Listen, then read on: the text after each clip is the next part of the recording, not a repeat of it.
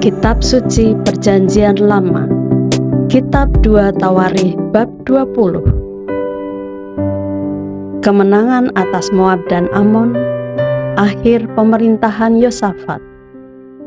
Setelah itu, Bani Moab dan Bani Amon datang berperang melawan Yosafat bersama-sama sepasukan orang Meunim. Datanglah orang memberitahukan Yosafat, suatu laskar yang besar datang dari seberang laut Asin, dari Edom menyerang tuanku. Sekarang mereka di Hazeson Tamar, yakni En-Gedi. Yosafat menjadi takut, lalu mengambil keputusan untuk mencari Tuhan.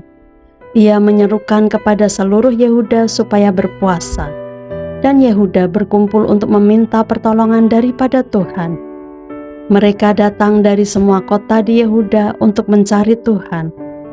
Lalu Yosafat berdiri di tengah-tengah jemaah Yehuda dan Yerusalem di rumah Tuhan di muka pelataran yang baru dan berkata, "Ya Tuhan, Allah nenek moyang kami, bukankah Engkau Allah di dalam surga? Bukankah Engkau memerintah atas segenap kerajaan bangsa? Kuasa dan keperkasaan ada di dalam tangan-Mu, sehingga tidak ada orang yang dapat bertahan melawan Engkau. Bukankah Engkau Allah kami yang menghalau penduduk tanah ini dari depan umat-Mu Israel dan memberikannya kepada keturunan Abraham sahabat-Mu itu untuk selama-lamanya?" Lalu mereka mendiami tanah itu dan mendirikan bagi-Mu tempat kudus untuk nama-Mu.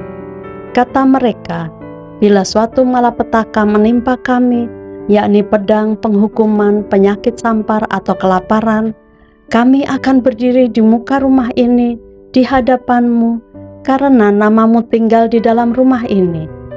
Dan kami akan berseru kepada-Mu di dalam kesesakan kami, sampai Engkau mendengar dan menyelamatkan kami. Sekarang lihatlah, Bani Amon dan Moab, dan orang-orang dari pegunungan Seir ini. Ketika orang Israel datang dari tanah Mesir, Engkau melarang mereka memasuki negerinya. Oleh sebab itu, mereka menjauhinya dan tidak memusnahkannya. Lihatlah, sebagai pembalasan, mereka datang mengusir kami dari tanah milik yang telah Engkau wariskan kepada kami.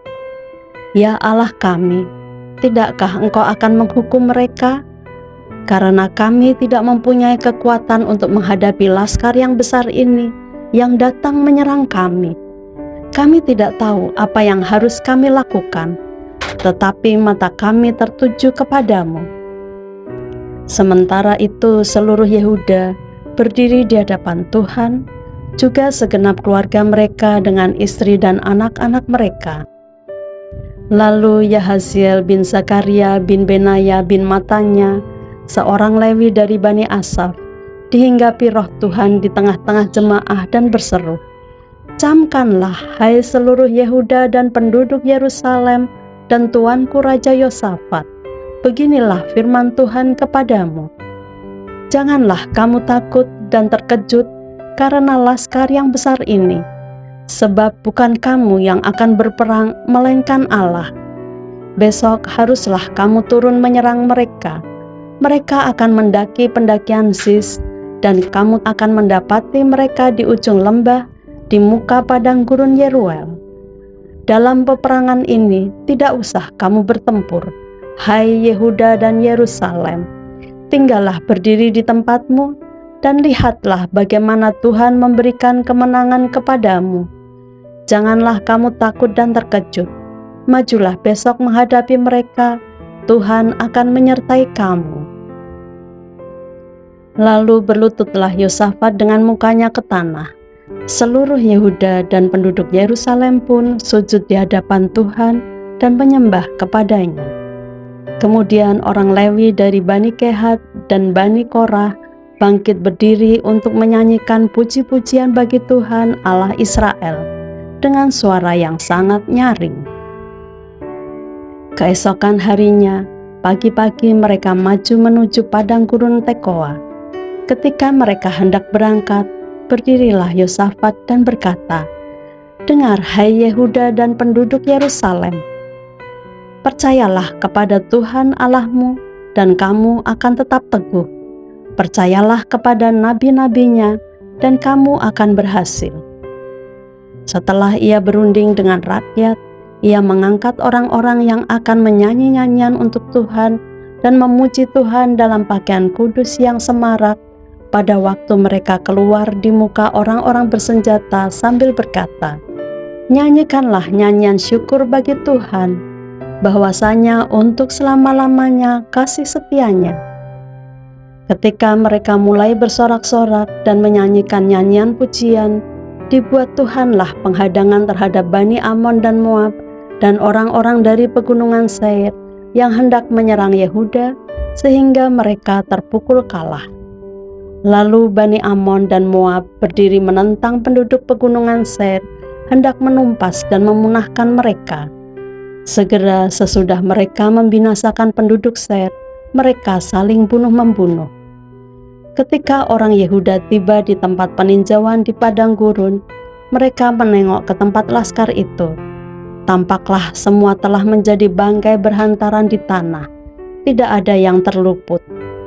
Lalu Yosafat dan orang-orangnya turun untuk menjarah barang-barang mereka. Mereka menemukan banyak ternak, harta milik, pakaian, dan barang-barang berharga. Yang mereka rampas itu lebih banyak daripada yang dapat dibawa. 3 hari lamanya mereka menjarah barang-barang itu karena begitu banyaknya. Pada hari keempat mereka berkumpul di lembah pujian. Di sanalah mereka memuji Tuhan, dan itulah sebabnya orang menamakan tempat itu lembah pujian hingga sekarang. Lalu pulanglah sekalian orang Yehuda dan Yerusalem dengan Yosafat di depan. Mereka kembali ke Yerusalem dengan sukacita, karena Tuhan telah membuat mereka bersukacita karena kekalahan musuh mereka.